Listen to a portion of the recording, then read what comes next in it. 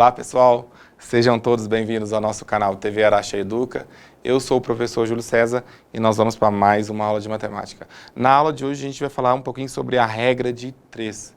Nós vamos falar por que essa famosa regra de 3 era tão presente no nosso dia a dia.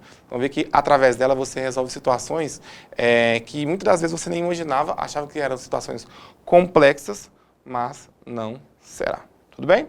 Vamos retomar então o que a gente aprendeu na última aula. Na última aula a gente falou sobre proporção. O que é proporção? É um fator multiplicativo, um valor matemático que você pega para fazer uma comparação entre duas ou mais grandezas, certo? No mínimo duas, porque eu preciso comparar. Quando eu comparo uma coisa a outra coisa. Tudo bem? Então aqui eu tenho dois retângulos. Esse retângulo é um retângulo ABCD. E um outro retângulo que eu tenho chamado A', B', C' e D'. E o que foi feito nesses dois retângulos? Pegamos o primeiro retângulo e falamos o seguinte, nós vamos dobrar a medida dos lados deste retângulo. Então, onde era 6, passou-se a ser 12. Onde era 8, passou a ser 16. Então, a proporção, essa constante de proporcionalidade, foi de 2. Foi um princípio, um fator multiplicativo multiplicado por 2. Certo? Então, 8 virou 16, 6 virou 12. Júlio, poderia fazer com a proporção fator multiplicativo de 1,5? Sim, eu posso fazer. Então, por exemplo, onde que era 6, viraria 9, onde que era 8, viraria 12. Tudo bem, pode ser. O importante é você pegar e multiplicar as duas grandezas. Tudo bem? Então, isso que a gente aprendeu sobre proporção. E quando a gente falou um pouquinho de proporção, a gente resolveu alguns exercícios utilizando o método de extremos e meios. O que é o método dos extremos e meio? Multiplicar um extremo ao outro e um meio ao outro. Por que eu estou falando disso? Porque na regra de 3 eu vou usar o mesmo método matemático para resolver situações deste tipo. A diferença é que na regra de 3 eu preciso parar e analisar. Matemática tem gente que acha que é apenas conta, mas muitas das vezes requer uma parada, uma interpretada, para ver como é que a gente continua resolvendo o exercício. Tá? E vamos continuar então. Regra de 3, então, eu coloquei algumas garrafas de refrigerante. Quem não gosta... Bom, eu gosto, viu, gente? Desculpa. Mas, assim, eu sou apaixonado com refrigerante. Refrigerante, suco sei que não faz bem, mas é uma coisa que eu tento mudar. E aí, muitas das vezes, a gente se depara com algumas situações. Esses dias, eu estava no supermercado e não foi nem de lata. Foi aquelas garrafas PET de 2 litros. E lá estava assim, refrigerante tal, 2 litros, R$7. 2,5 litros, R$7,99. Aí você pensa assim, será que vale a pena comprar o de 2,5 litros? Será que não vale a pena comprar o de 2,5 litros? Como é que eu faço essa conta matemática? Para mim resolver essa situação, eu preciso recorrer à regra de 3. E é isso que a gente vai aprender hoje. Como é que eu analiso o exercício? Eu trouxe, na verdade, na aula de hoje, o passo a passo de como resolver, de como fazer, de como interpretar esse exercício, para que vocês nunca mais se esqueçam. Tudo bem? O que é a regra de 3? A regra de 3 simples, e nós vamos dar apenas a simples, tá, pessoal? Nós temos a regra de 3 composta. Qual que é a diferença da regra de 3 simples com a regra de 3 composta? A regra de 3 simples é que você pega um valor, e esse valor que você pegar, você vai comparar apenas com um outro valor, com uma outra grandeza. Na regra de 3 composta, você compara 3 ou mais.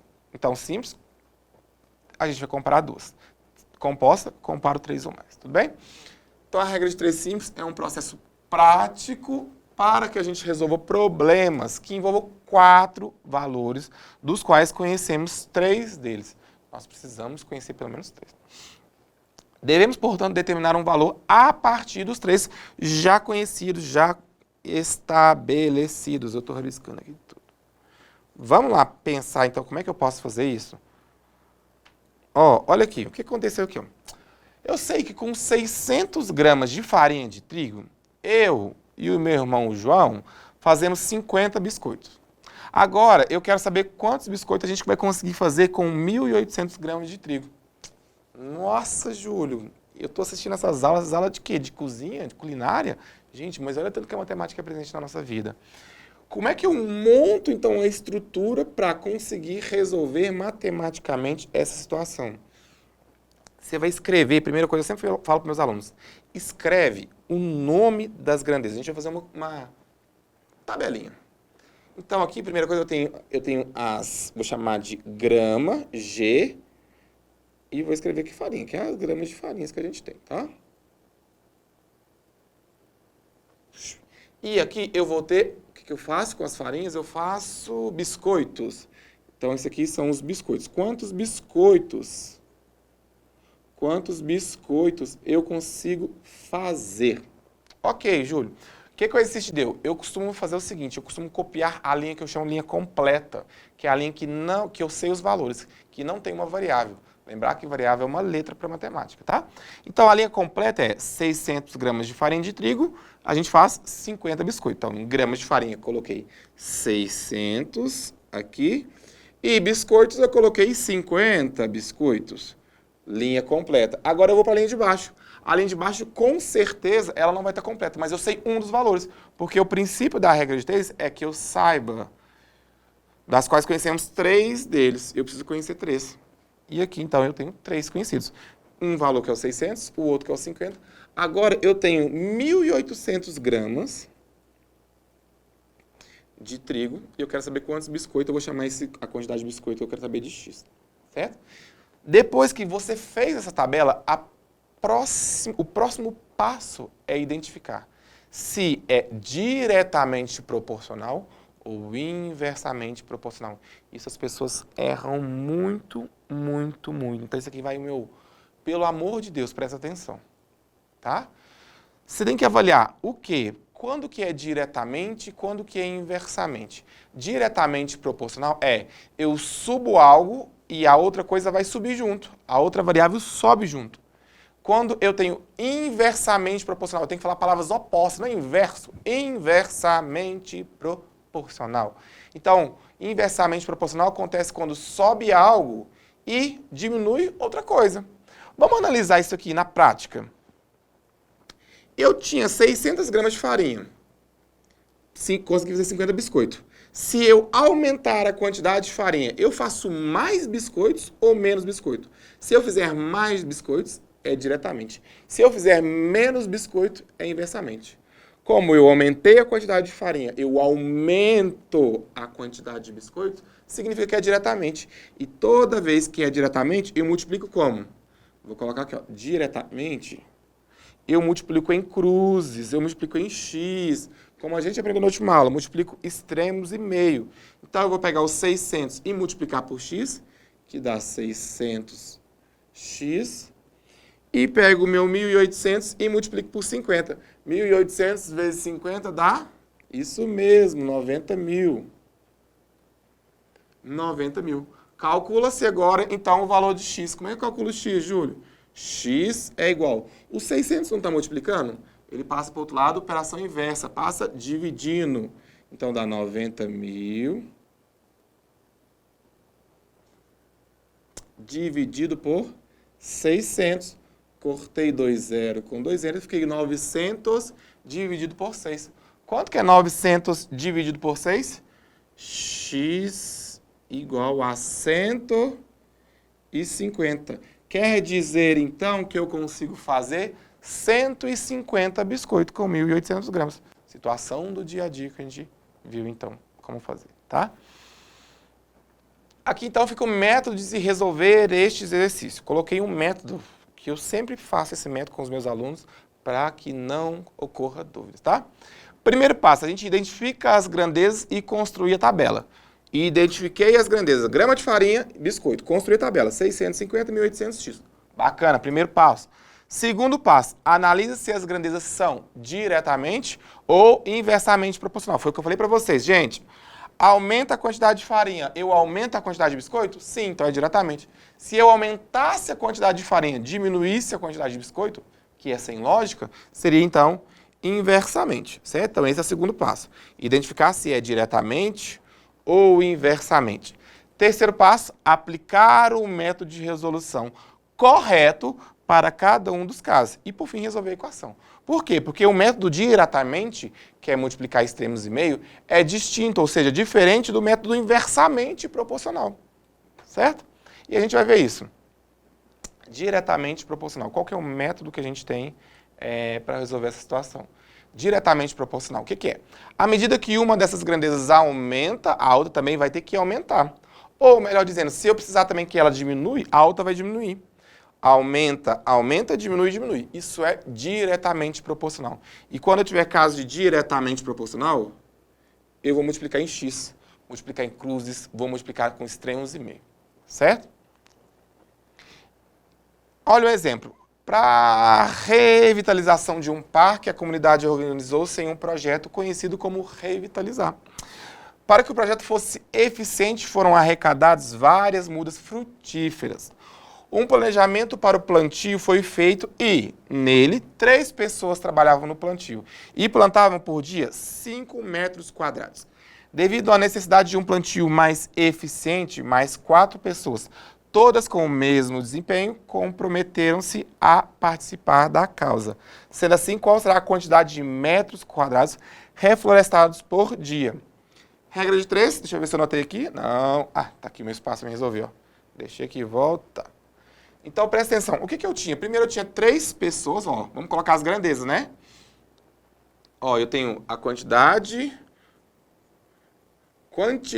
de pessoas e quantos elas plantam por dia, certo? É a área plantada por dia. A área plantada por dia. Primeiro, eu tinha 3 pessoas que plantavam 5 metros por dia. Ó. Então, vamos anotar. 3 pessoas plantavam 5 metros por dia. O que aconteceu? Depois, você teve que pegar e colocar mais 4 pessoas. Então, eu já tinha 3.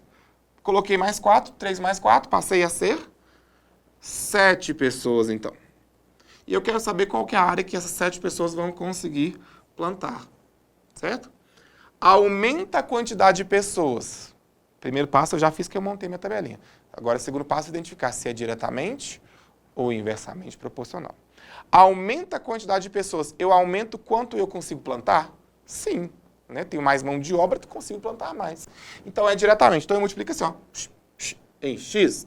Então, 3 vezes x deu 3x. 7 vezes 5 deu 35. Então, o seu x deu... o x está multiplicando 3, então esse 3 vai passar para o outro lado e dividir, né? 35 dividido por 3. Júlio, 35 dividido por 3 dá 11, alguma coisa aqui. Tudo bem, dá mais ou menos 11 metros e alguma coisa. Quase 12 metros. Eu plantava 5 metros, passei a plantar quase 12 metros por dia. Eu não, né? As 7 pessoas passaram a plantar quase 12 metros por dia, tá? Agora vamos definir o que é inversamente proporcional. Inversamente proporcional será quando a gente tiver o aumento de uma grandeza e a diminuição de outra. Palavras opostas, sentidos inversos. E aí eu não multiplico em x, eu multiplico em linha. Olha aqui, ó. Eu multiplico em linha. Então, nós vamos multiplicar a linha, tá? Definindo para vocês, então, à medida que uma dessas grandezas vai aumentar, a outra grandeza tem que diminuir na mesma proporção. Um exemplo dessa situação no nosso cotidiano é a relação entre velocidade e tempo. Quanto maior a velocidade para percorrer esse determinado percurso, menos será o tempo. Então, se você aumenta a velocidade, estou indo de Araxá a Uberlândia. Se eu estou com uma velocidade mais alta, o meu carro está andando mais rápido, a 120, 140, o meu tempo será menor. Vou gastar um tempo menor, vou gastar 1h40, 1h50. Se eu estou andando mais devagar, andando a 60, 50 km por hora, o meu tempo vai ser maior, vai chegar lá a 3 horas, por exemplo. Tá? Vamos fazer um exemplo para vocês entenderem isso. Para a confecção das provas de um concurso, uma gráfica dispunha de 15 impressoras que demorariam 18 horas para imprimir todas as provas. No preparo para o início do trabalho, foi diagnosticado que só havia 10 impressoras funcionando. Qual é o tempo em horas que será gasto para a confecção de todas as provas do concurso? Gente, eu aumento a quantidade de impressora. Eu aumento a quantidade de horas? Não, se eu tenho mais impressoras para imprimir, vai gastar menos tempo. Aumentei um, diminui outro, palavras opostas. Palavras opostas é inversamente. Vamos fazer isso aqui. Nome das variáveis. Quantidade das impressoras, certo? E é o tempo, né? As horas lá. Primeiro, eu tinha 15 impressoras que demorariam 18 horas. Então, quantidade de impressora, 15 impressoras que demorariam 18 horas. Chegou-se, então, e eu descobri que eu só tinha 10 impressoras, certo? Funcionando. E eu quero saber, então, quantas horas eu vou gastar. Então, eu tenho 10 impressoras. X. Júlio, multiplica em X? Acabei de falar, não, eu tenho que multiplicar, assim, em linha. Por quê? Porque são situações inversamente. Então, agora o 15 vai multiplicar o 18. Quanto que é 15 vezes 18? 10 dá 180 mais metade, então deu 270. Igual a 10x. 10 vezes x dá 10x. O 10 está multiplicando, o x ele passa dividindo. Quer dizer que x é igual a 270 dividido por 10, que vai dar igual a 27. Então, quer dizer que eu gastaria 18 horas, agora eu vou ter que gastar 27 horas porque eu perdi 5 impressoras. Tudo bem? Situação, problema, para a gente tentar fixar esse conteúdo melhor. Deixa eu aproveitar aqui. A questão 1 é bem tranquila, então para a gente aproveitar melhor o tempo, eu acho que eu vou fazer a 2, que é mais difícil, tá? A 1 vai ficar aqui um tempinho para vocês já anotarem, fazendo, mas não se esqueçam. Copia, passo a passo, o algoritmo para se resolver. Copia a tabelinha, falando quais são as duas grandezas, certo? Depois, identifica se é diretamente ou inversamente proporcional, e em seguida resolve o método de resolução do exercício, tá? Então, vamos lá. Eu tenho aqui, se abrirmos 6 torneiras, essas enchem um tanque com água em 22 minutos.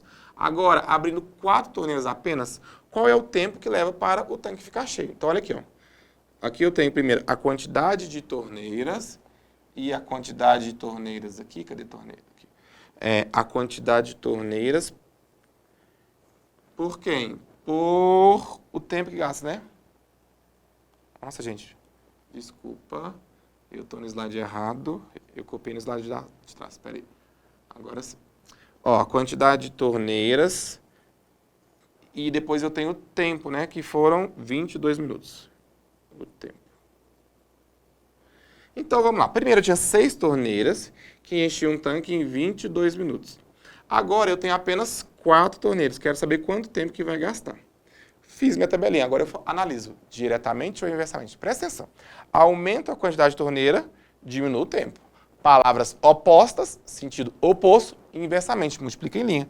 Então, eu multiplico 6 vezes 22. Quanto que é 6 vezes 22? 132, certo? 4 vezes x, multiplicando em linha, hein, porque é inversamente. 4 vezes x, 4x. Quer dizer, então, que o x é o quê? É o 132 dividido por 4, porque o 4 estava multiplicando. Quanto que é 132 dividido por 4? 30 dá 120, 3, 6, 9, 12. Então, vai dar 33. Quer dizer, então, que o tempo aqui gasto são, na verdade, 33 minutos. Diminuir a quantidade de torneira. Com certeza, o valor do tempo teria que ser maior que o tempo original. Certo? Pessoal, na aula de hoje, então, a gente aprendeu sobre regra de 3. Vimos o que é diretamente, que as palavras sobem junto ou diminuem junto, quer dizer que elas são diretamente proporcional, ou inversamente, que é subir uma grandeza, diminuir outra grandeza. E aí são situações cotidianas do inversamente proporcional. Queria agradecer a participação de todos vocês na nossa aula. Um grande abraço e até a nossa próxima aula. Valeu!